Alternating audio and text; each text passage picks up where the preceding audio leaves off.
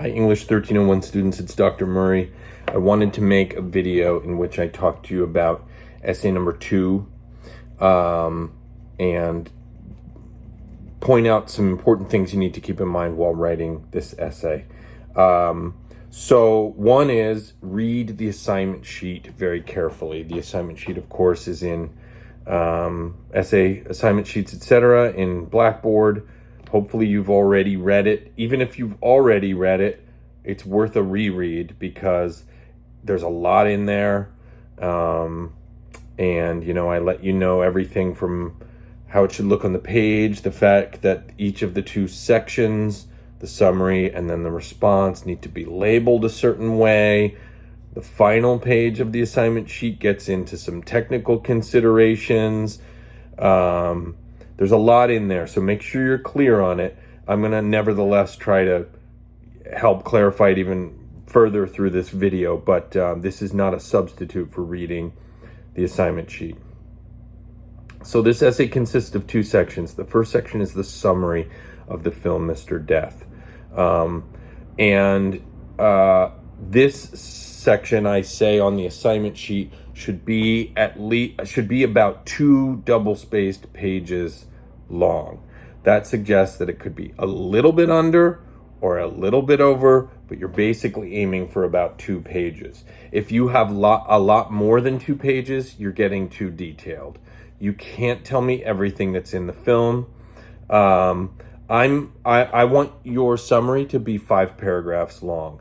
An introduction that introduces the reader, and we know the reader of your essay is somebody who hasn't watched the film. It's like somebody that would be a peer at UH, but who maybe is in another section of 1301 that hasn't watched this film. And so you need to explain everything from the title, when it came out, who the director is, what the genre of film is, documentary film, the full title of the film, the first time you mention it, in italics, all that important stuff, and then give a little bit of an overview of what it's about in a way that leads clearly into a thesis statement that will end the introductory paragraph.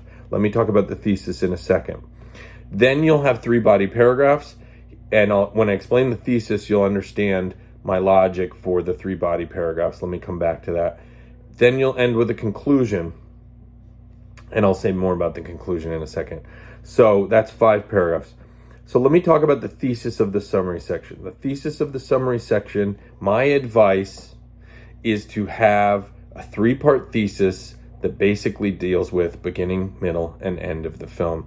The film starts this way, it transitions into this, and it ends this way. And if you phrase it that way, then each section of your thesis can match one of your body paragraphs or supporting paragraphs. And it's just an easy way to organize this essay. The other easy thing about this is that the film is already, in a way, as I've said in a previous video, kind of split up into 3 sections. There's the first part that's about Fred Leuchter and his profession as a manufacturer, repairer of execution equipment, as well as his personal life. He meets his wife, he drinks 40 cups of coffee a day, all that stuff. That's kind of part 1 of the movie.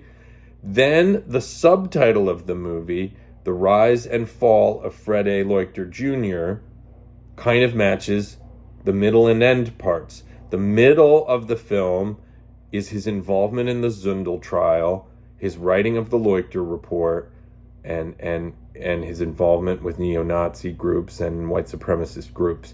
That's a rise because he became more publicly known, whereas his life previous to that, he was kind of an anonymous guy going about his work. But he wasn't famous, he wasn't renowned, nothing. He just did his job, lived his life, right? Then he has this sort of fame that comes along, or infamy, based on however you want to see it, that is his involvement in the Zundel trial, etc. And then the final third of the movie is kind of the fall from the subtitle, The Rise and Fall of Fred A. Leuchter Jr. The fall is there's a blowback from his involvement in the neo-Nazi stuff. People stop hiring him, his wife leaves him, he has no money, and he's being widely publicly criticized. Why? because he was involved in neo-Nazi groups and so on. So that's kind of a beginning, middle, and end. If you can put that in your thesis, then each part of your thesis could match one of your body paragraphs that deals with beginning, middle, and end. And, so if you're telling us about the whole beginning part of the movie in one body paragraph, you can't tell us everything. So choose what's most important or what's most essential. Do that for the middle, do that for the end. You've got 3 body paragraphs in the summary section. Then you'll end with a conclusion of the summary section. Now, because your summary will have no opinion from you, you're just telling me what the movie is, kind of in the introduction, what it's about in the thesis and the body paragraphs. You will just tell it to us. There's no how you feel about it. There's no he's a good guy, he's a bad guy. You can tell us what people think about him, but your opinion should be left out of the summary. You're just conveying what it's about. So what should you then do in the conclusion of the summary section? Well, you should tell us what questions the film raises or what issues the film raises. You don't want to get into your opinion about where you stand on those issues, because that would be your opinion. You're going to get that into that in the response section of your essay. But you can just tell us what kind of questions it raises, what kind of issues it confronts, and then you're done with that section. And then finish your conclusion of the summary section, and then, just like you will have labeled the summary section at the top, summary, colon, and then a space, and then start your first paragraph. So when you get to the response section, hit the return key after your last sentence, in boldface, colon, write response, and then under it, take the boldface off and begin your first paragraph of the response section. Now, the response section is going to be longer than the summary section. In my assignment sheet, I say that your response section should be more like about 3 to 4 double-spaced pages, which would make this entire essay about 5 to 6 double-spaced pages. This is not including the works cited sheet. This is just the essay itself. So the response section, about 3 to 4 pages. If you want to go a little longer, that's okay. But I don't want it to be shorter than 3 pages, because that would suggest to me that you're not really delving too deeply into the material. In a way, you could say the response section, it's the more important of the 2 sections. I consider both important because it's really important that you write a clear summary to show me that you really understood and looked closely and considered closely what the film is about before developing an opinion about it or deciding what your final opinion that you're going to present in your paper is. I think the harder of the 2 sections is the response, and it's because this is where it's what are your reactions.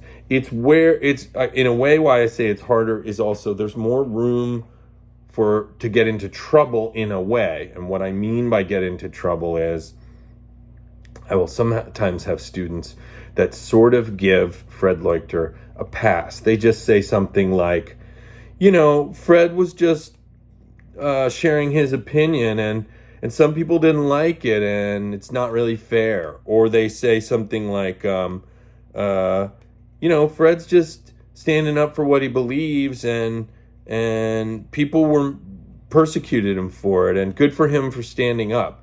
The problem is that is glossing over the issue of logos entirely, which is, as Errol Morris says in the 60 Minutes piece, Fred Leuchter's claims are wrong. The reason we know they're wrong, there are a lot of reasons we know they're wrong. One is, look at all the universities in all over this country. Let's just start with this country. Each one of them has a history department full of people who've spent their life studying history. I can tell you there is not some great question about what's the mystery of the gas chambers. We know what happened in the gas chambers. It's just that Ernst Zundel decided he doesn't like that story. Okay, that's fine. but what proof does he have? That's an essential question, because that's why he's on trial, is for not having proof. And frankly, he lost that trial, and the reason he lost it is he didn't present any proof for his position that the Holocaust never happened. In the movie itself, we encounter some people who are actually experts who explain very clearly why, though Fred Leuchter asserts that he found proof that the Holocaust never happened, these people explain why Fred's quote-unquote proof isn't proof.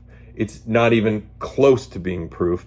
It's only perceived by Fred Leuchter as proof because Fred Leuchter doesn't even know what proof would look like. The people I'm referring to when I say these experts who explain this are particularly Van Pelt, the historian, and James Roth, the chemist. I would, if you haven't already, you've seen the movie at least once. I certainly hope by now. I hope you've watched it twice, which is what I've asked you to do, which is what I've assigned at the very least. But if you are not crystal clear on what it is that Van Pelt says about why Leuchter's claims are false, go revisit it, listen very closely, take notes, and do the same thing with James Roth. James Roth gets into why the tests he did that Leuchter says are the definitive tests that show that the Holocaust never happened. Roth is the actual chemist who performs them, and he explains precisely why they absolutely do not show what Fred Leuchter says that they show. It's really important that you know this. I hope we can talk about this in a Zoom session soon. But go back and watch the movie because it's explained very clearly in the movie. Okay, I only have a few more minutes here, so I'm going to get right to it, which is I'm going to say in the response section, you absolutely need a thesis statement to end your introduction of that section. Make sure in your response, just like in your summary, you want to make sure you have no opinion included.